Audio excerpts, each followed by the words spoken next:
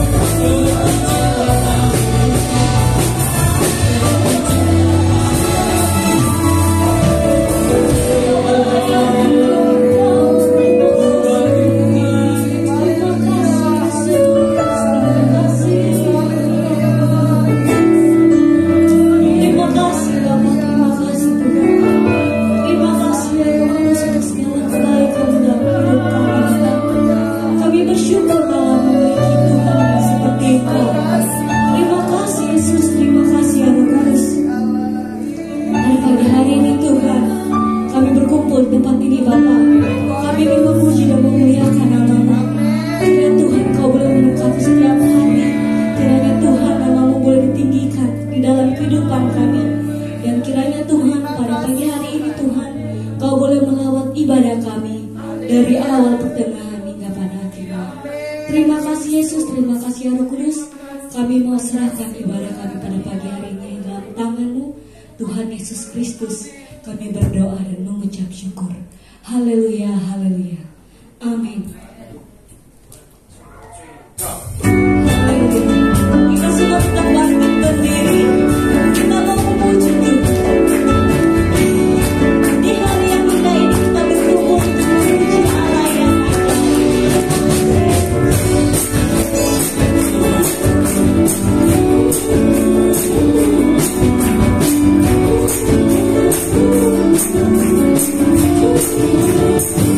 Haleluya.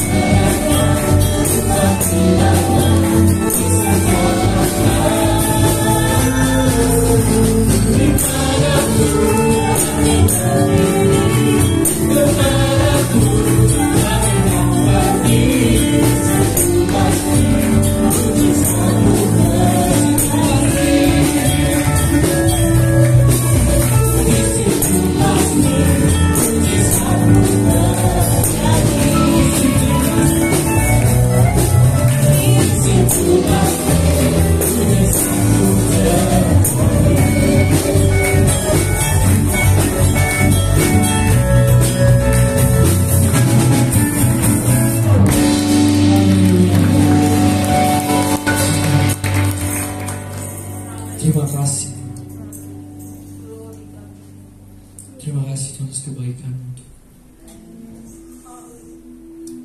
Terima kasih Tuhan atas curahan darah-Mu.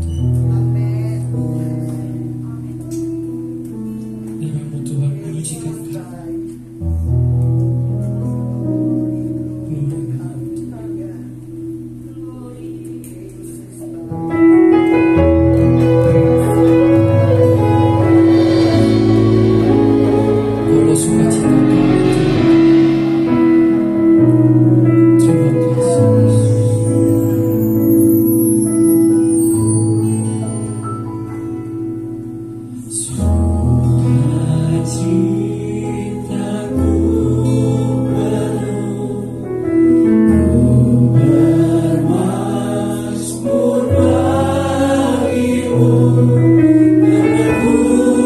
Tahu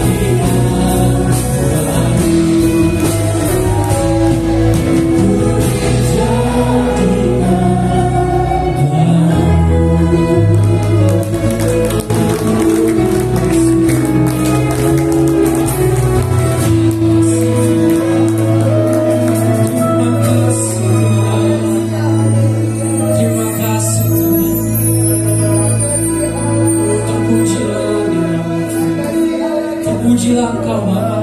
Terpujilah Engkau sampai selama-lamanya Tuhan. Ini kami Tuhan, kami membawa hidup kami. Ini kami Tuhan, kami datang Tuhan untuk menaikkan setiap puji-pujian kami kepadamu Bapa. Bertahtalah Tuhan di setiap puji-pujian kami. Biarlah Engkau saja Tuhan yang disenangkan dan dimuliakan. Inilah kami Tuhan, kami siap Tuhan. Kami anak-anak-Mu siap untuk menerima kebenaran firman-Mu. Berbicaralah Tuhan, bimbing kami Tuhan, ajar kami Tuhan, tegur kami Tuhan. Kami mau Tuhan hidup sesuai dengan kebenaran firman Tuhan saja. Inilah kami Tuhan, sebelum itu kami memberikan korban persembahan besar kecil Tuhan yang melihat, Tuhan yang menilik sesuai hati kami Tuhan. Kau yang memberkati, Kau juga yang menjamin hidup kami. Terima kasih Tuhan Yesus. Kami mau mendengarkan kebenaran firman-Mu. Kami juga mau memberikan korban persembahan hanya di dalam nama Tuhan Yesus Kristus Tuhan yang hidup. Haleluya. Amin. Jemaat Tuhan, dipersilakan duduk. Saya undang yang bertugas untuk korban persembahan.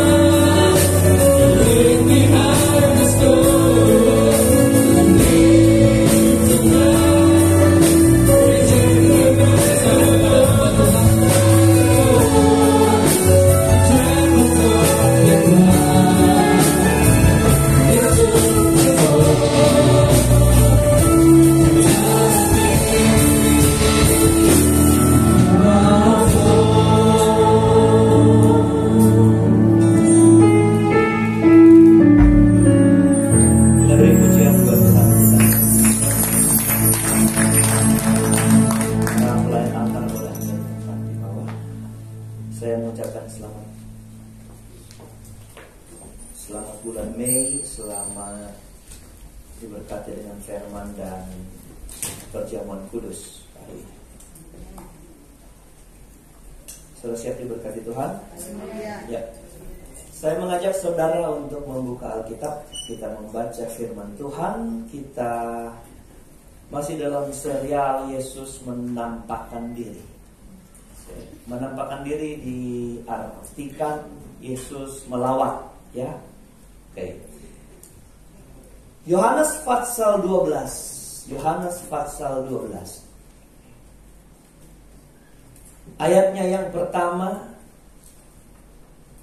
Cerita ini tentang Yesus menampakkan diri kepada murid-muridnya di pantau Danau Tiberias. Minggu lalu saudara dengar Yesus menampakkan diri kepada Kleopas. Hari Kamis malam Yesus menampakkan diri di dalam ruangan. Dan yang minggu yang lalu lagi, yang saat setelah Paskah kita mendengar khotbah, Yesus menampakkan diri kepada Maria.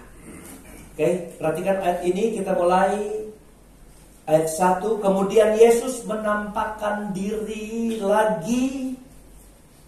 Kata lagi menunjukkan beberapa kali dilakukan penampakan diri kepada murid-muridnya di pantai Danau Tiberias. Dan ia menampakkan diri sebagai berikut. Di pantai Tiberias itu berkumpul Simon Petrus, Thomas yang disebut Didimus, Nathanael dari Kana yang di Galilea, anak-anak Zebedeus, dan 2 orang muridnya yang lain. Saya hitung dia 2 ini muridnya ada 7 orang. Anak Zebedeus adalah 1 yang dikasih Tuhan, dan Yakobus. 3. Kata Simon Petrus kepada mereka, aku pergi menangkap ikan. Kata mereka kepadanya, kami pergi juga dengan engkau. Mereka berangkat lalu naik ke perahu, tetapi malam itu mereka tidak menangkap apa-apa. Lompat ayatnya yang ke-14. Saya potong ayat 14. Itulah ketiga kalinya Yesus menampakkan diri kepada murid-muridnya sesudah ia bangkit dari antara orang mati. Menegaskan bahwa ini bukan penampakan diri yang pertama dan hanya sekali, tapi ini sudah ke beberapa kali. Sudah ketiga kali. Oke.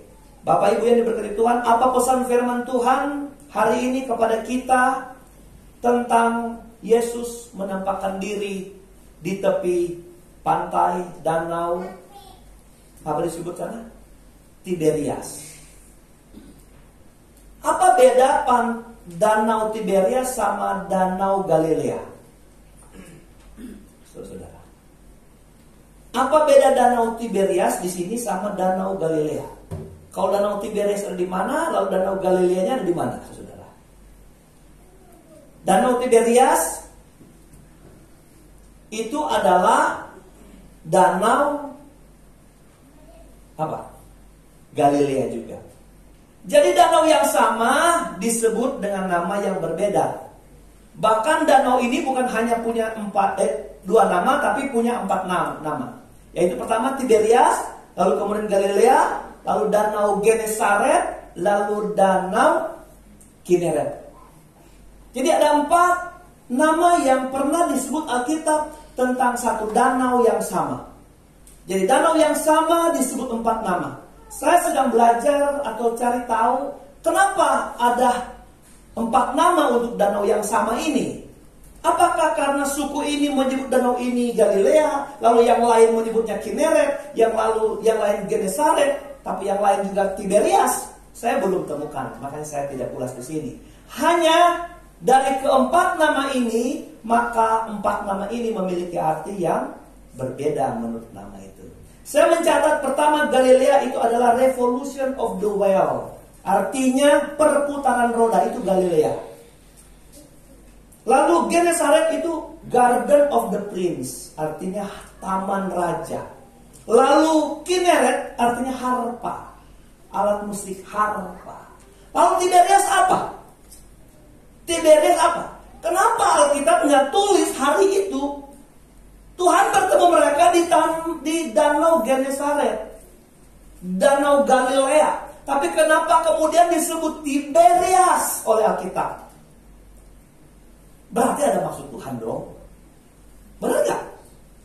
Kalau orang memilih satu nama dan 4 nama yang ada, berarti ada maksud Tuhan. Tiberias itu artinya good vision. Jadi Galilea itu artinya suatu cara memandang yang baik.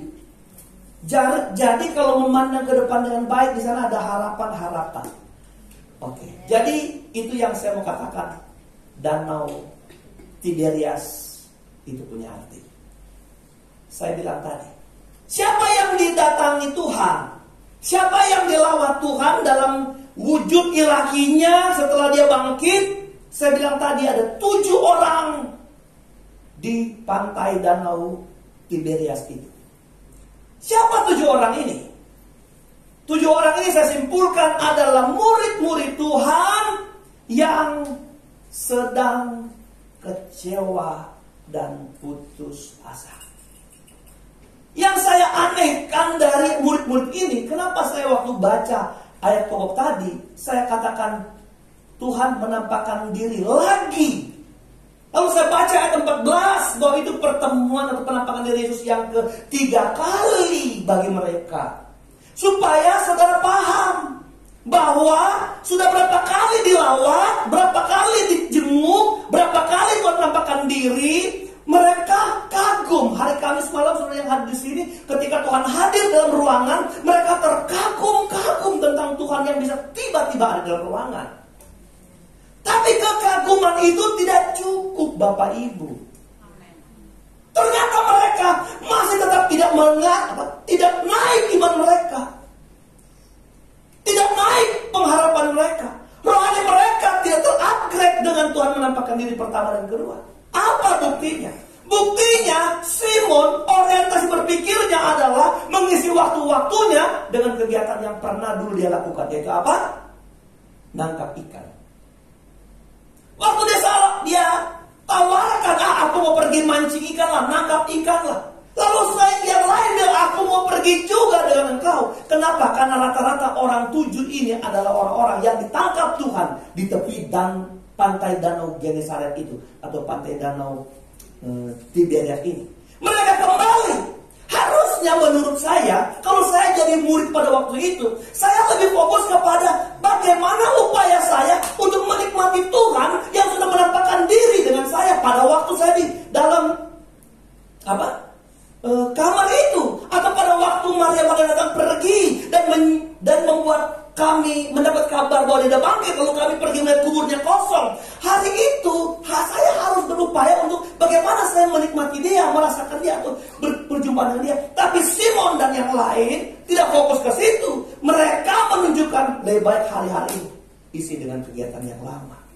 Itu menunjukkan mereka itu tidak sedang naik iman mereka. Jadi itu kecewa tetap sama. Saudara nggak ngerti saya nggak tahu saudara hari ini sedang kecewa atau tidak. Berapa kali saudara ibadah, bertemu Tuhan, dengar khotbah, saudara pernah mengagumi, nangis waktu dengar khotbah. Saudara bilang amin, haleluya, saudara tepuk tangan atas firman yang kau dengar. Sama dengan terkagum-kagum saat Tuhan menampakkan diri pertama kepada mereka. Tapi ternyata di luar mereka tidak terupgrade iman mereka. Mereka malah mundur turun, kecewa. Minggu lalu Kleopas dan istrinya, saya bilang juga, turun ke Emmaus karena mereka kecewa.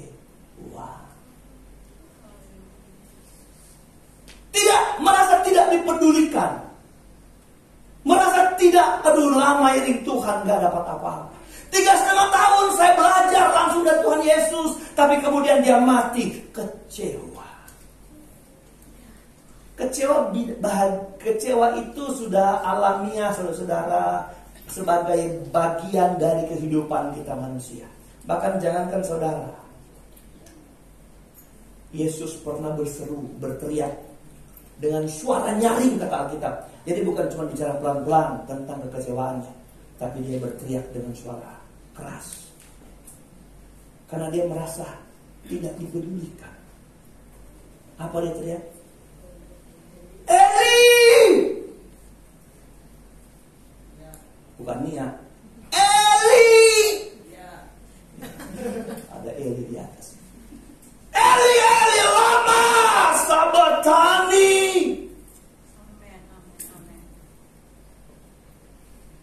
Apa artinya? Kenapa engkau meninggalkan aku?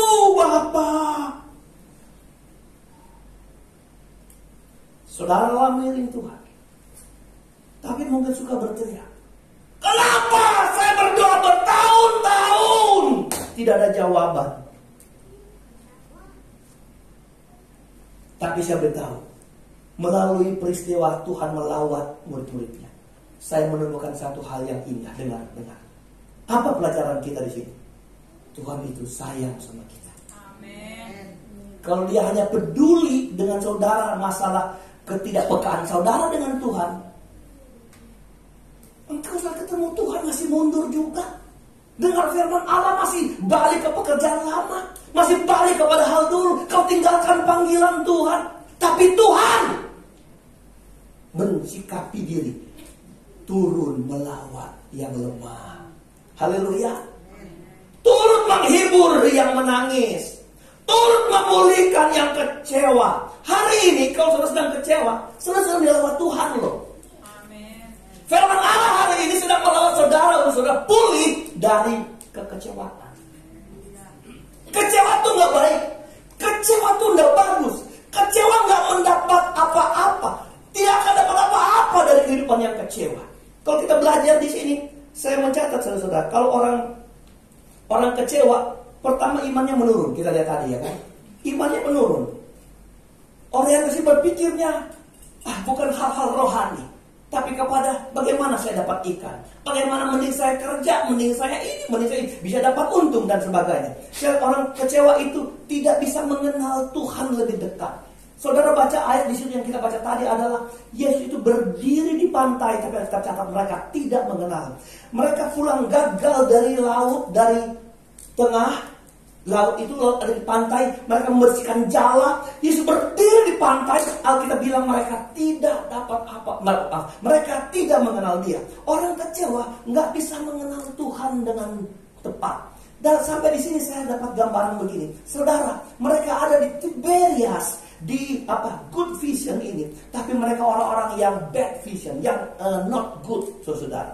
Pandangan mereka jelek sekali, buram, tidak ada apa-apa. Tidak dapat melihat apa-apa. Kenapa? Saya jawab begini.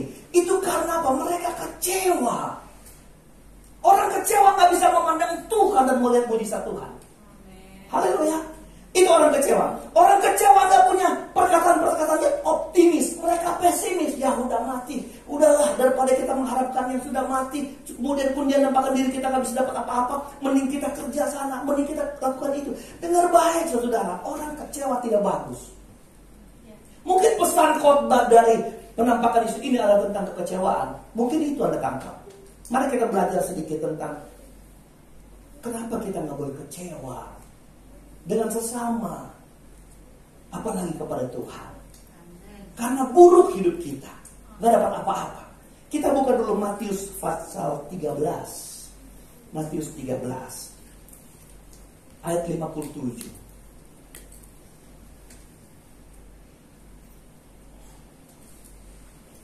Ya. Lalu mereka kecewa dan menolak Yesus. Mereka kecewa dan menolak Yesus, maka Yesus berkata kepada mereka, seorang nabi dihormati di mana-mana kecuali di tempat asalnya sendiri dan di rumahnya. Jadi ada yang kecewa lalu menolak Yesus. Kita simpan ayat yang ke-58. Kita ke ayat 54 kira-kira, coba 54. Kita belajar, kita lihat kenapa itu ada kekecewaan di sana. Ada orang kecewa lalu menolak Yesus. Kecewa dengan Yesus lalu menolak Yesus. Setibanya di tempat asalnya, di kampungnya, di rumahnya sendiri atau di lingkungannya, Yesus mengajar orang-orang di situ, di rumah ibadat mereka. Maka dengar, orang-orang yang dengar ajaran Yesus begini kata mereka, kata kita. Mereka itu takjub. Dan mereka berkata, dari mana diperolehnya hikmat itu dan kuasa untuk mengadakan mujizat-mujizat? Takjub. Mereka tanya, dari mana dia dapat? Luar biasa orang ini. Terima firman, takjub. Terima sabda, hebat. Ayat 55. Bukankah ia Nah, mereka mulai waktu takjub, mereka mulai berpikir-pikir begini. Mereka mulai jalan otak mereka, mulai nalar mereka main, saudara. Bukankah ia ini yang bikin takjub, yang bikin mujizat hebat? Bukankah ia anak tukang kayu? Bukankah ibunya bernama Maria? Ada Maria di sini? Dan dia saudaranya Yakobus, Yusuf, Simon, dan Yudas. Ini saudaranya, saudara kandung ini ya, bukan murid Tuhan ini. Ayat 56. Ternyata Yudas nama apa? Terkenal, Simon, satu dan sekali. Ayat 56. Dan bukankah saudara-saudaranya, perempuan-perempuannya ada bersama kita? Jadi dari mana dia peroleh semuanya itu? Ayat 37 bilang apa? Lalu mereka kecewa dan menolak dia.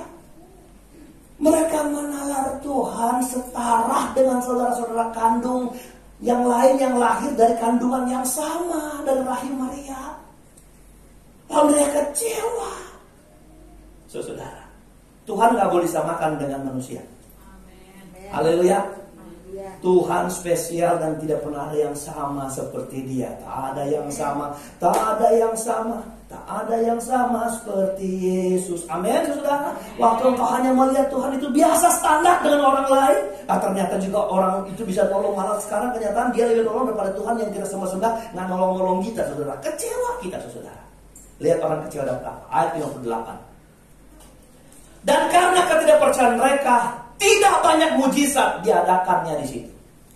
Apa orang kecewa dapat? Nggak alami mujizat. Apa yang orang kecewa dapat? Nggak alami mujizat. Berbahagialah orang yang tidak kecewa dan menolak aku. Kan murid-murid ini ayat 57 sudah balik ulang 57. Dia berkata, lalu mereka kecewa dan menolak dia. Orang yang kecewa menolak dia nggak alami mujizat. Dengar firman Allah, terharu kepada firman Allah, tapi nalar main, lalu kemudian kecewa atau apapun. Saudara bilang, kenapa Tuhan itu hebat? Tapi saya pikir saya nggak pernah ditolong Tuhan sampai hari ini. Saudara belajar dari Maria dan teman perempuan-perempuan yang lain semua hari Minggu di sini, bahwa mereka siapin pahala hari Minggu itu untuk apa? Untuk menyakiti Tuhan? Nggak bisa. Dia di dalam tertutup batu. Tapi kenapa mereka sibuk-sibuk pagi-pagi buta mempersiapkan? Karena mereka punya hati buat Tuhan. Mereka tak melihat memandang Tuhan sebagai Tuhan tak bisa berbuat apa-apa sebagai sosok mayat, yang mereka percaya dengan mengasihi Tuhan ada kuasa dalam mereka. Ini saudara sudah terkagum-kagum dengan khotbah, dengan firman, dan mereka menolak. Ada satu kalimat yang sama dengan ini, kecewa dan menolak dia. Kita mundur 2 pasal ke belakang. Di mana-mana mundur ke belakang, nggak ada mundur ke depan. Oke? Kita mundur ke belakang. Setelah 2 ayat 13 mundur 2 pasal, maka kita dapatin pasal 10. 13 kurang 2 sama dengan 10. 11. Oke, 11. Mari kita buka ayatnya yang ke Matius pasal 11 ayat yang ke-6. Haleluya. Oke. Dan berbahagialah orang yang tidak menjadi kecewa dan menolak aku. Tadi mereka kecewa dan menolak Yesus. Akhirnya Yesus bilang, berbahagialah orang yang tidak kecewa dan menolak aku. Jadi kalau sudah kecewa, sudah pasti menolak Tuhan. Benar? Kalau sudah kecewa, sudah jauh dari bahagia. Kalau saudara ingin berbahagia di rumah tangga, jangan sering kecewa. Kalau saudara mau membuang kekecewaan, meminimalisir kekecewaan, jangan bikin kecewa pasangan. Haleluya. Kalau dia ingin beli baju putih, tambahin tambah baju merah supaya dia tidak kecewa. Ibu-ibu cepat palinnya. Haleluya. Orang kalau sudah kehilangan bahagia karena ada kecewa di hatinya. Siapa yang kecewa dan menolak Tuhan? Mari kita belajar sih. Jangan kecewa, karena kecewa buruk hidupmu. Ayat 7. Kita baca cepat ayat 7 ini. Saudara. Setelah murid-murid Yohanes pergi, mulai Yesus berbicara kepada orang banyak itu. Atau kita jangan baca ini dulu supaya saya meramu cara membaca firman Allah supaya saudara mengerti. Tadi saudara baca tanggal 7. Ada yang menolak dan kecewa dan menolak dia. Saya ingin baca kepada saudara ayatnya yang ke-11. Ayatnya yang ke-11. Kita lompat dulu untuk pahami ini. Oke. Ayat 11. Ayat 7 sampai 10 tahan ya. Jadi berbagai orang yang kecewa dan menolak aku. Ayat 11. Aku berkata kepadamu, sesungguhnya di antara mereka yang dilahirkan oleh perempuan tidak pernah tampil seorang yang lebih besar daripada Yohanes Pembaptis. Namun yang terkecil dalam kerajaan surga lebih besar daripadanya. Jadi yang pernah lahir dari kandungan, semua yang pernah lahir dari rahim wanita, nggak pernah ada yang lebih besar dari Yohanes Pembaptis, kata kita. Tapi mari kita ke ayat 7. Sudah dengar ya tentang Yohanes Pembaptis paling besar. Ayat 7. Kenapa kalimat berbahagialah yang tidak menjadi kecewa dan menolak aku? Ada. Ayat 7. Setelah murid-murid Yohanes pergi, mulailah Yesus berbicara kepada orang banyak itu tentang Yohanes. Jadi ini kalimat kepada murid-murid Yohanes. Kenapa ada kalimat ini kepada murid Yohanes? Murid Yohanes itu disuruh Yohanes dipenjara. Dia sultannya, apakah engkau itu Mesias? Benarkah engkau anak Allah? Itu Yohanes ngomong di penjara. Hei sini, tolong tanya, si Yesus itu benar Mesias kagak? Benarkah dia anak Allah? Benarkah dia Tuhan? Yohanes yang dikatakan tidak ada yang lebih besar dari dia. Untuk semua orang yang pernah lahir dari kandungan, dari rahim seorang wanita. Lalu Tuhan bilang, kalau kamu melihat orang buta melihat, orang lumpuh berjalan, orang timpang berlari, orang kusta dilahirkan, orang mati dilangkitkan, ketahuilah itu pekerjaan dari atas. Haleluya. Lalu dia berbahagia yang enggak kecewa dan menolak aku. Ayat 7 kita ulang. Murid-murid pergi, mulai berbicara kepada orang banyak. Setelah murid-murid pergi, untuk apakah kamu pergi ke padang gurun? Ada apa di padang gurun? Dulu ada Yohanes, melihat bulu yang digoyangkan angin kian kemari. Ternyata dia itu apa? Goyang dia seperti bulu. Bulu ini apa saudara? Bulu. Bukan kalau orang bilang bulu itu bambu, bukan. Bulu itu bulu. Bulu ayam. Ya. Terus. Atau untuk apa kamu pergi? Kemana? Ke padang gurun itu melihat yang berpakaian halus. Orang yang berpakaian halus itu tempatnya di istana raja. Jadi untuk apa kamu pergi? Melihat nabi. Benar dia nabi. Kata kita coba lihat. Melihat nabi benar. Yohanes itu nabi dan aku berkata kepadamu, bahkan Yohanes lebih daripada siapa? Nabi. Makanya kalau disejajarkan semua nabi di Alkitab, nggak ada yang ngalahin Yohanes, sekalipun Musa. Yang ngomong siapa? Yesus. Nabi siapa paling besar? Yohanes, nabi terakhir. Kenapa yang lebih besar? Karena dia pembuka jalan. Kita baca di sini, baik kita tahu alasannya. Dan aku berkata kepadamu, bahkan lebih daripada Nabi. Ayat 10 dengar, karena tentang dia ada tertulis, lihatlah. Tentang Yohanes itu ada tertulis, lihat, aku menyuruh utusanku mendahului engkau, mendahului Yesus, engkau huruf besar. Ada utusan yang mendahului Yesus. Siapa? Itulah Yohanes. Ia akan mempersiapkan jalanmu di hadapanmu. Haleluya. Jadi itu Yohanes itu adalah nabi yang hebat. Makanya dia lebih dulu berkhotbah, lebih dulu dari Yesus berkhotbah. Bertobatlah kamu karena kerajaan Allah sudah dekat. Gak ada khotbah seperti khotbah Yohanes. Haleluya. Dia yang berseru, aku yang membuka tali kasut pun tidak bisa, dan dia sementara datang. Dialah juru selamat. Itu kata-kata Yohanes. Waktu Yohanes masuk penjara, dia bilang sama muridnya, tolong tanya, betul nggak kamu Yesus? Penderitaan Masuk penjaranya, bikin dia kecewa. Pudar tentang semua yang dia bicarakan tentang juru selamat, yang dimana dia menjadi pembuka jalan atas juru selamat datang. Kita dibandingkan dengan Yohanes, siapa kita, saudara? Kita kutuk kita, saudara. Bahkan gak ada yang lebih besar dari Yohanes. Nabi paling besar gak ada. Semua yang pernah lahir dari rahim seorang wanita, gak ada lebih besar dari Yohanes. Tapi sayang, kita baca ayat 11. Aku berkata kepadamu, sesungguhnya di antara mereka yang dilahirkan oleh perempuan tidak pernah tampil seorang yang lebih besar daripada Yohanes Pembaptis. Namun, tetapi dengar, yang terkecil dalam kerajaan sorga lebih besar daripada siapa? Lebih besar daripada siapa? Yohanes lebih besar dari nabi-nabi yang lain. Tapi yang terkecil, ketika Tuhan bicara tentang hal rohani, hal surga, semua yang lahir secara alamiah, lahir secara natur, saudara, itu Yohanes hebat. Tapi secara rohani, di sorga, yang paling kecil di sorga, dialah yang lebih besar dari Yohanes. Kenapa? Karena Yohanes kecewa. Berbahagia yang gak kecewa dan menolak aku. Saya menerjemahkan yang kecil di sorga itu begini.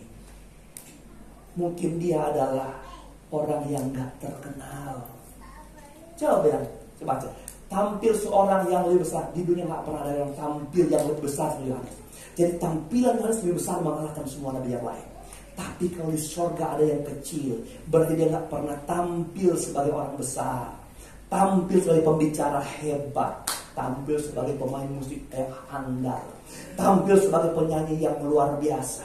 Gak pernah duduk dan injak di sini di karpet merah, saudara. Bukan hanya di Hollywood ada karpet merah. Di kita ada karpet merah, saudara. Engkau ada di belakang sana, bahkan salaman dengan gembala pun engkau jarang. Engkau kecil, saudara. Tapi engkau bisa dipandang lebih besar dari orang yang punya nama secara rohani ini. Kalau engkau tidak pernah kecewa iring Tuhan. Engkau susah, engkau terus tetap bersemangat. Haleluya.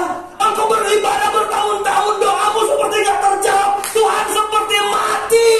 Tapi engkau gak turun seperti Petrus ke Tiberias, bukan? Engkau gak kembali berkesibukan dengan hal duniawi. Bukan perusahaan kerja dunia, bukan. Tapi mereka ada komitmen melayani Tuhan. Mereka kembali kepada hal-hal lama. Anda mau jadi besar di surga gak? Mau jadi besar di surga? Tidak. Mau jadi besar di dalam kerajaan surga? Tidak.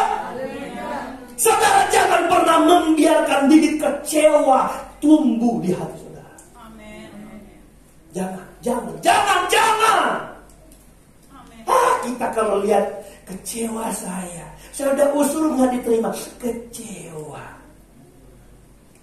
Saya kecewa dengan gembala, kecewa, saudara. Engkau nggak bisa mengenal Tuhanmu lebih dekat. Sekalipun engkau ada di Tiberias, tapi hatimu kecewa. Tuhan sama-sama dengan engkau di Tiberias, engkau nggak bisa melihat Tuhan. Haleluya. Amin. Apa pesan firman hari ini? Sederhana. Jangan kecewa iring Tuhan. Amin. Haleluya. Amin. Jangan kecewa. Gak usah iri orang lain waktu melejit daripada hidup saudara. Lalu kau kecewa karena kau gak dibuat Tuhan lebih besar dari orang lain. Gak usah kecewa. Amin. Haleluya. Engkau berpadan dengan hidupmu sekarang. Percaya satu waktu Tuhan ubah hidupmu. Dan kenikmatan yang kau dapat. Apa yang saya rumuskan tentang mengalami berkat dengan menikmati?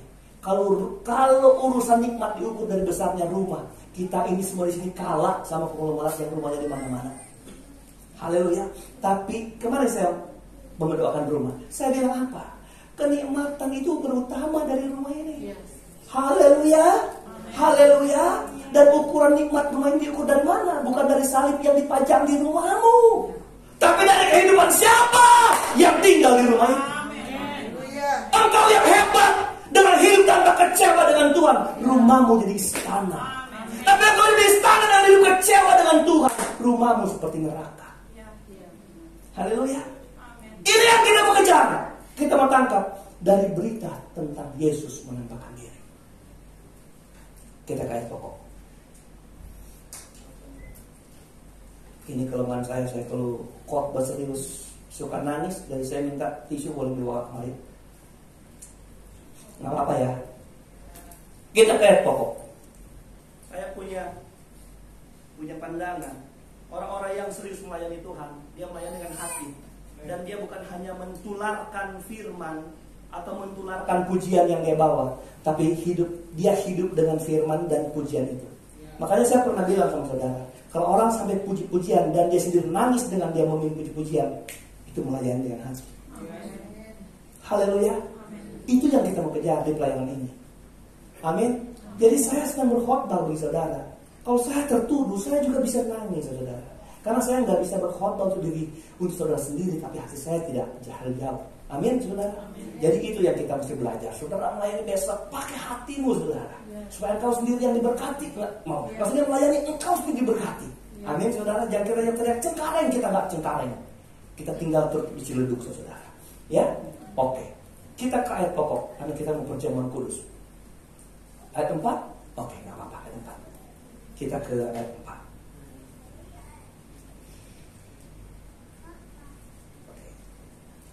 Ketika hari mulai siang berdiri di pantai, akan tapi murid-murid itu tidak tahu. Jadi tidak tahu karena mereka kecewa, sudah kecewa, gagal tambah kecewa. Wah, itu adalah Yesus. Kata Yesus kepada mereka, hai anak-anak, adakah kamu mempunyai lauk pauk? Kata Yesus kepada mereka. Jadi udah jadi percakapan, pembicaraan, ada dialog, tapi mereka belum kenal dia, nggak kenal dia. Jawab mereka, tidak ada. Jawabannya biasa aja, tidak ada. Oh, kalau mereka tahu itu Yesus, oh guru, tidak ada guru, gitu. Karena mereka nggak kenal dia, tidak ada. Pendek kata-katanya.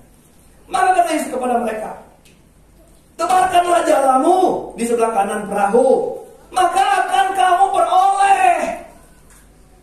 Lalu mereka menebarkannya, dan mereka tidak dapat menariknya lagi karena apa? Banyaknya ikan. Mau diberkati Tuhan? Amin. Haleluya. Mau diberkati Tuhan? Amin. Sedangkan kecewa-kecewa Tuhan berkati. Amin. Tapi kita mau belajar. Kleopas dan istrinya dicelupkan mata mereka, selalu diperlihatkan mereka kenal Yesus toh. Kan waktu minggu lalu ini, minggu lalu. Kan nggak ketahui, kan nggak kenal Yesus. Nanti setelah duduk makan dipaksa Pak mampir ke rumah, lalu makan, lalu dia mecah-mecahkan roti, habis mecah-mecahin roti, ternyata ini Yesus, dan Yesus itu raih dari mereka. Gitu kan? Jadi ada alasan Tuhan memecahkan roti lalu mereka kenal Yesus. Kita mau belajar di sini, bagaimana sih cara yang kedua Yesus memperkenalkan dirinya? Apakah dia mempertontonkan atau mencelikkan mata mereka sendiri atau bagaimana? Karena ayat ini perjamuan kudus itu mencelikkan matanya. Kita ke ayat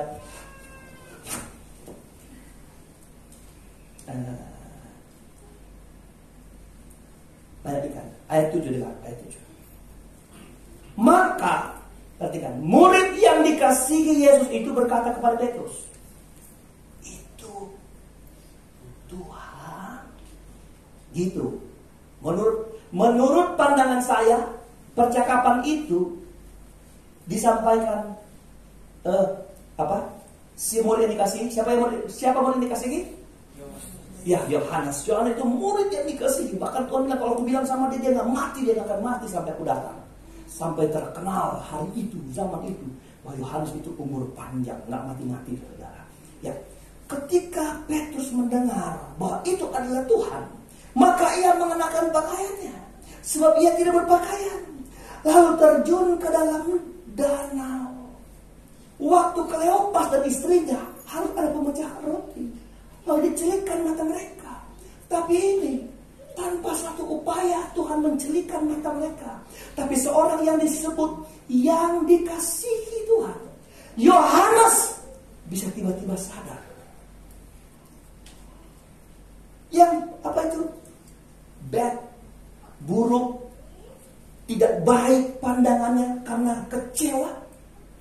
Tiba-tiba dia sadar, di Tiberias itu harus imbang dong.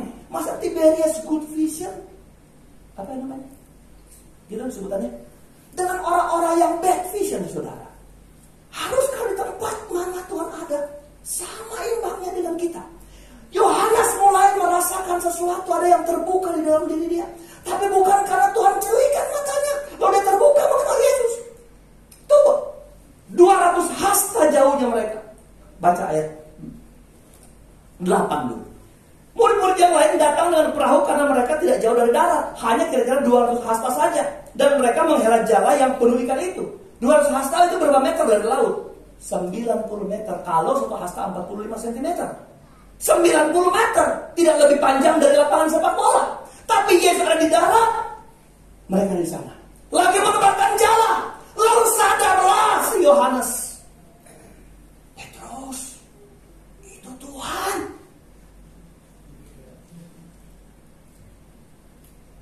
Simon, Mon, Tuhan.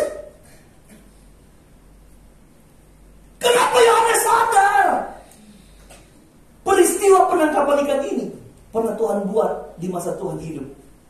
Ya, kan khotbah awal tahun saya pernah khotbah itu.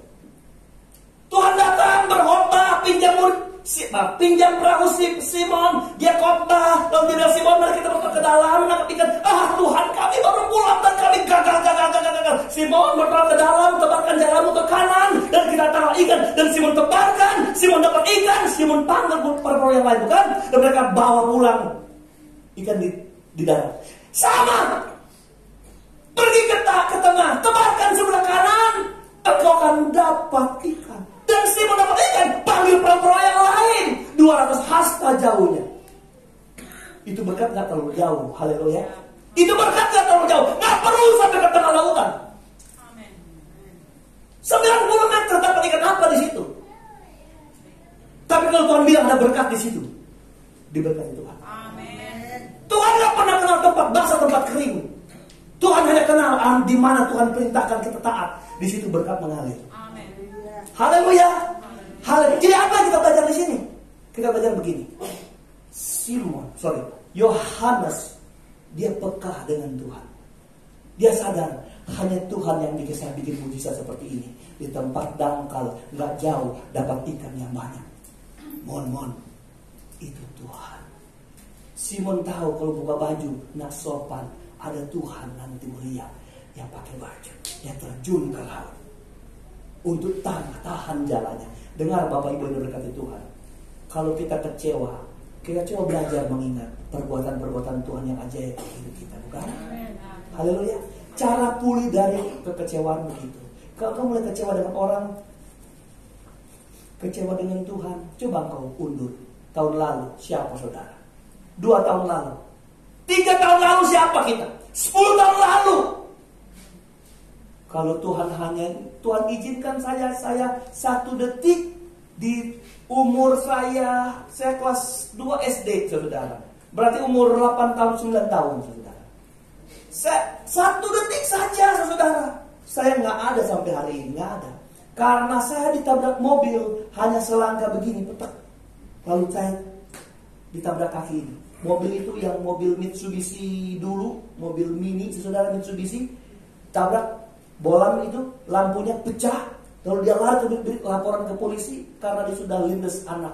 Tapi saya waktu itu hanya di jalan lari, ditabrak tuh, terputar-putar.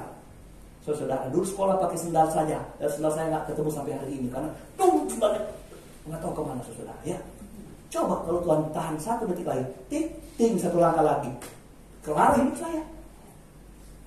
Itu saja yang coba saya ingat. Kalau itu nggak terjadi, saya nggak berdiri di mimbar ini. Amin. Saya umur 3 tahun, udah dibawa ke dukun, dibawa ke dokter, nggak jadi, nggak sembuh sakit saya. Saya dioperasi, belek perut saya, umur 3 tahun, dikeluarin batu sebesar buah pala. Sayang sekali waktu tidak Manado, saya nggak bawa batu itu, karena kata orang bisa dibikin jimat, bro. Saudara, batu yang dikeluarin. Kalau Tuhan nggak tolong saya, Saya ingat papa saya dulu. Kamu tahu nggak dulu kalau papa mau ke rumah sakit, papa mau main dokis dulu. Tahu nggak dokis dulu? Om, tahu nggak om main dokis? Main tuh uang gobangan dulu kan. Lalu dekatin sama lantai. Sama paling dekat dinding, dia ada kesempatan lempar uang ke dalam. Yang kebuka burung, dia ambil uangnya. Itu namanya main apa itu? Main apa itu namanya? Main apa itu? Artinya saya betapa di keluarga miskin. Kalau nggak bisa bayar sudah mati. Tapi kalau saya kecewa dengan Tuhan hari ini, betapa goblok saya. Tuh?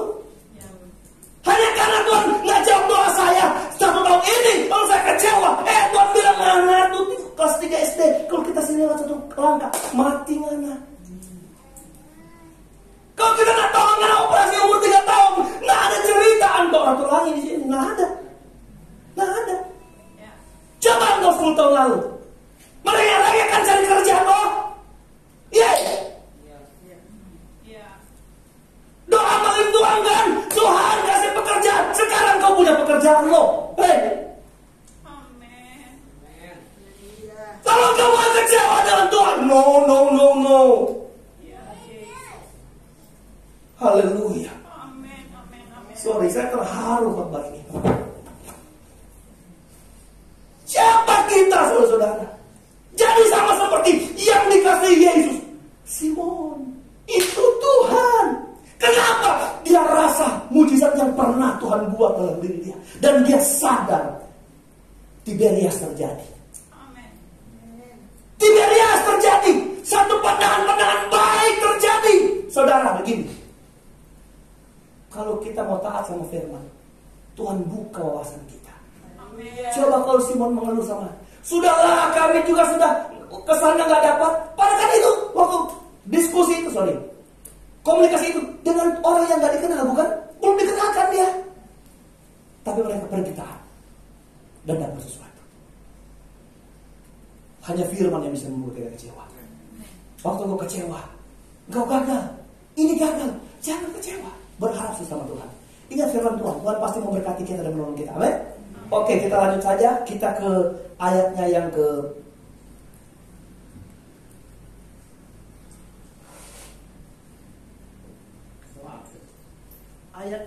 ke-9. Ketika mereka tiba di darat, mereka melihat api arang dan di atasnya ikan dan roti. Mereka sampai ke darat, sudah ada api, ada ikan, ada roti. Kenapa Tuhan suruh tangkap ikan kalau Tuhan bisa siapin ikan? Itu dia. Paham gak? Nah, kan di awal, adakah kamu punya lauk? Nggak ada. Tidak ada. Kalau Tuhan bisa ciptakan ikan, tanpa pergi ke laut, ngapain Tuhan suruh ke laut? Nggak ada. Tuhan ternyata bisa. Tapi kenapa Tuhan harus suruh? Karena Tuhan melihat kamu masih murid yang taat atau tidak. Jadi itu ketaatan paling penting. Haleluya. Lalu kemudian kau dapat hasil yang banyak. Tuhan bilang, emang gue pikirin pengaruh gak bagi Tuhan berkatmu yang besar.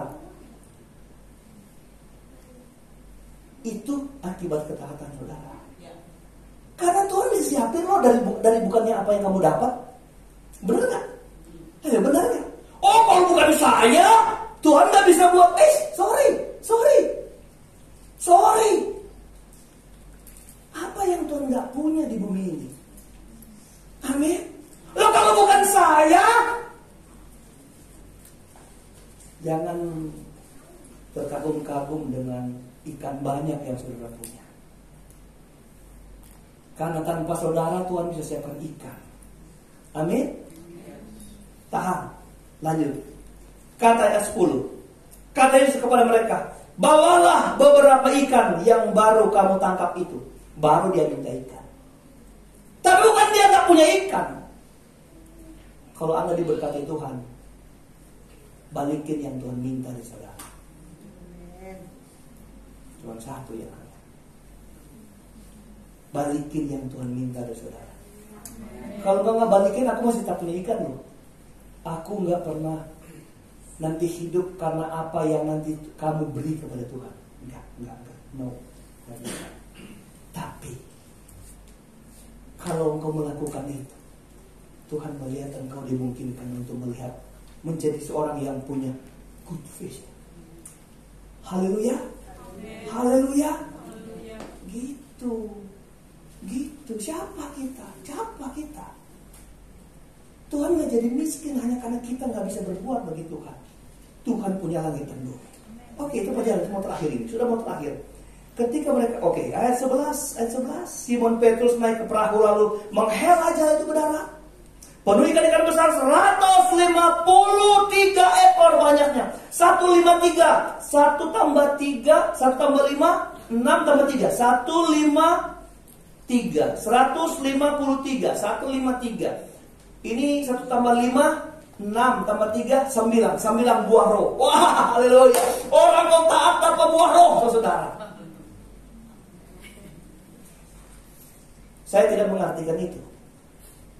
Saya mengartikan 153 adalah kapasitas yang gak mungkin dimuat sama jala itu. Tapi Tuhan bisa menampung berkat yang lebih. Amin. Engkau kerja 1 hari gaji tukang ya 200.000. Kapasitasmu, jalamu nangkap 200.000. Tapi orang-orang yang taat kapasitasnya 2 juta. Amin. Yang bilang amin diberkati Tuhan. Amin.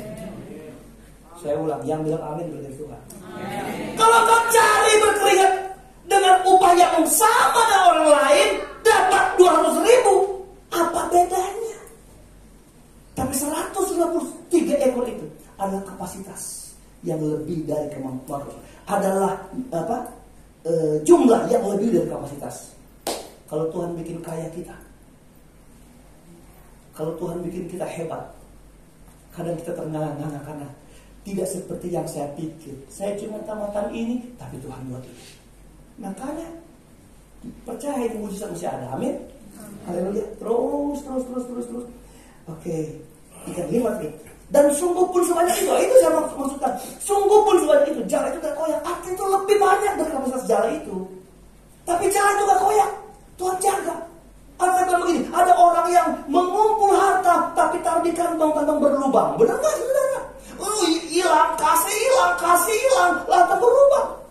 Tapi ada orang yang berkata sedikit ditaruh di kantong yang luar biasa. Tuhan bikin gak berlubang tuh jala. Kita menampung berkat-berkat Tuhan yang lebih. Yang sudah mulai lama ini, sudah semakin lama. Kata Yesus kepada mereka, marilah dan sarapanlah. Tidak ada yang telah murid itu yang berani bertanya kepadanya, siapakah engkau? Sebab mereka sudah tahu lebih dulu bahwa ia adalah Tuhan. Haleluya. Mereka tahu dari mana? Dari mujizat yang mereka alami hari itu. Yesus maju ke depan, mengambil roti dan memberikannya kepada mereka. Demikianlah pemain musik maju ke depan. Haleluya. Haleluya. Yesus maju ke depan. Yesus memimpin perjamuan. Dia ambil roti, memberikannya kepada mereka. Demikian juga dengan ikan-ikan itu. Itulah ketiga kali Yesus menampakkan diri kepada murid-muridnya. Semoga semakin Tuhan menampakkan diri kepada kita, semakin dewasa iman kita. Amin. Semoga semakin kau banyak dengar firman Tuhan, semakin hebat iman saudara. Haleluya. Semakin engkau tidak dapat hancur hanya oleh karena kekecewaan demi kekecewaan yang datang dalam hidup saudara. Ingat, Tuhan memang di surga, tapi Dia melawat kita setiap waktu. Jadilah orang bijak yang meresponi firman dengan benar, karena engkau diberikan atau tidak tergantung pada keputusanmu saat dengar firman Tuhan. Hamba Tuhan, saya selesai menyampaikan firman. Keputusan ada di tangan saudara. Engkau mau diberkati Tuhan, memiliki 153 berkat yang lebih dari kapasitas hidup saudara. Haleluya. Haleluya. Ada orang baru tamat SMA, tiba-tiba kemana ada seorang gadis di cerita. Baru disederajat dengan kenapa dia sudah jadi luar biasa saudara. Kemarin dia bawa teman-temannya untuk pesta ulang tahun di Pulau Seribu saudara. Nggak tahu sewa pulaunya saudara. Dengar. Apakah tidak ada apakah ada sesuatu yang mustahil bagi Tuhan? Haleluya. Tuhan berkati kita. Yang lain Tuhan dan ke depan.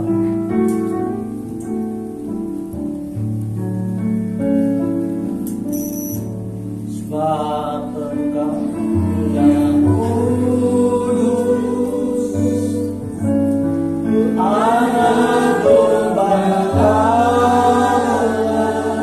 darahmu tercurah, Yesus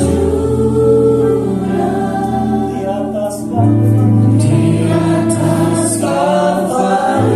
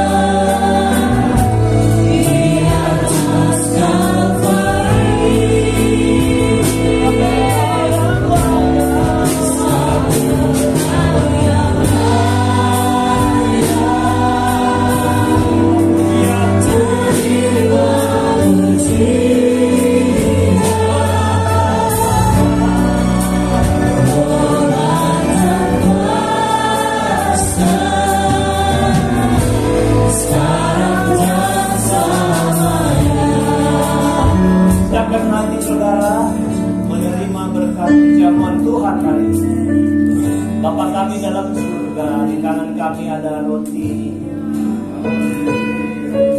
Bicara tentang tubuh-Mu yang tercabik-cabik di Kalvari.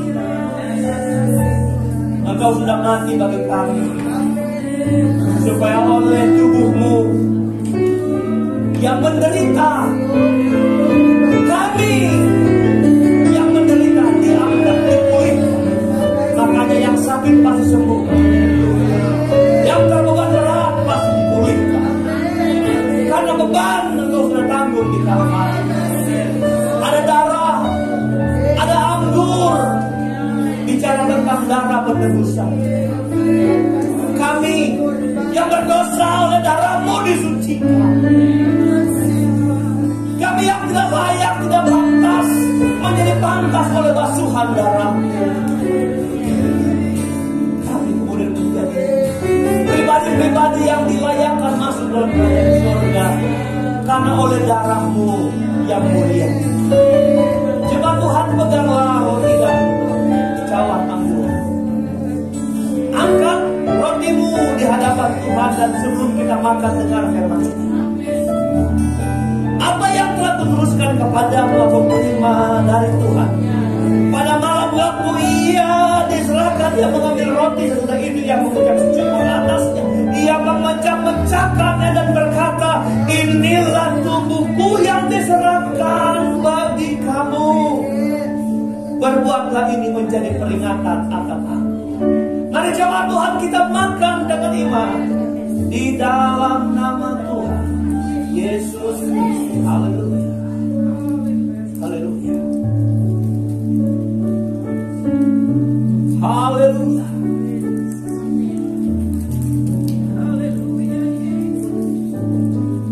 Segala penderitaan jasmani kami, badani kami, Tuhan angkat.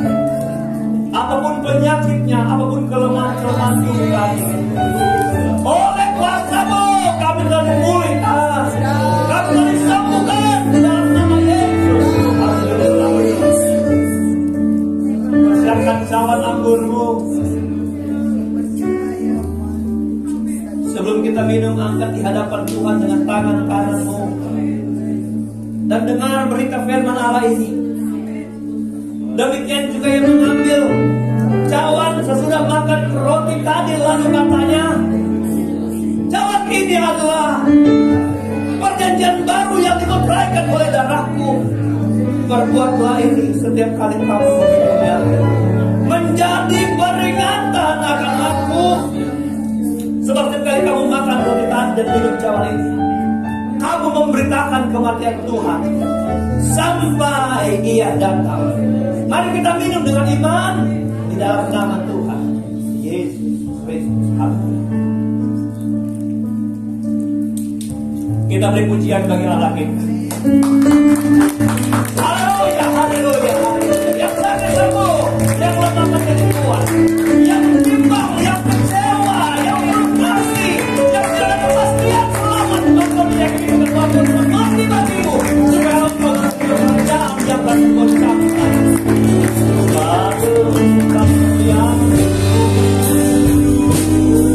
Anak kepala,